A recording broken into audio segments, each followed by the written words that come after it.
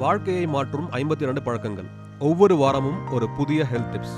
Happiest health பக்கத்தில் மட்டும். உங்கள் அன்றாட வாழ்க்கையில் இந்த எளிய மாற்றங்களை செய்து பாருங்கள். ஒரே வருடத்தில் உங்கள் ஆரோக்கியத்தில் நல்ல மாற்றத்தை நீங்களே உணர்வீர்கள். பழக்கம் 22.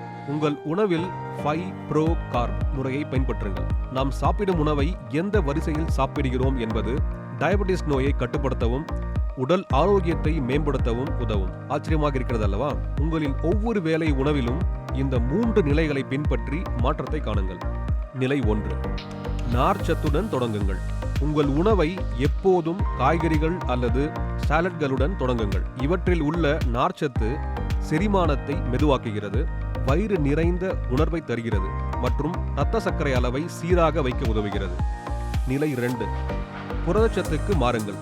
அடுத்ததாக பருப்பு வகைகள், மீன் அல்லது கோழி, இறைச்சி போன்ற புரதச்சத்து நிறைந்த உணவுகளை சாப்பிடுங்கள். புரதம் மெதுவாக செரிமானமாவதால் தேவையில்லாத பசியை கட்டுப்படுத்தி இரத்த சர்க்கரை திடீரென அதிகரிப்பதை தடுத்து உடலுக்கு சீரான ஆற்றலை தருகிறது. நிலை 3. கார்போஹைட்ரேட்டுடன் முடியுங்கள். இறுதியாக சோறு அல்லது ரொட்டி போன்ற கார்போஹைட்ரேட் உணவுகளை சாப்பிடுங்கள்.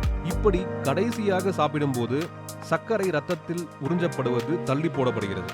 இதனால் சாப்பிட்ட பிறகு இரத்த சர்க்கரை அளவு எகிராமல் தடுக்கப்படும். முதலில் நார்ச்சத்து, பிறகு புரதம், இறுதியில் கார்போஹைட்ரேட்.